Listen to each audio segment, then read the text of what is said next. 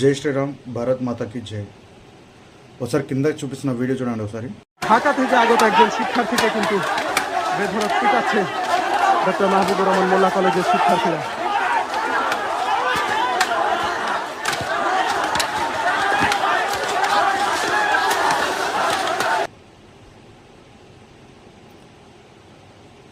కేవలం 17 కోట్లున్న జనాభా, దానిలో 17 కోట్లలో 1,77,00,000 ఉన్న హిందువులను ఏ విధంగా బంగ్లాదేశ్లో ఊచకోతకొస్తున్నారు। అదేవిధంగా ఇస్కాన్ చీఫ్ అయిన చిన్మయ్ కృష్ణదాస్ గారిని ఏ విధంగా అరెస్ట్ చేసి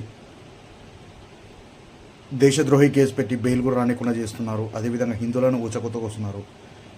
ఇది హిందువులు మైనారిటీ ఉన్న ప్లేస్లో ఏ విధంగా ఇస్లామిక్ వాళ్ళు చేస్తున్న అరాచకం ఇది।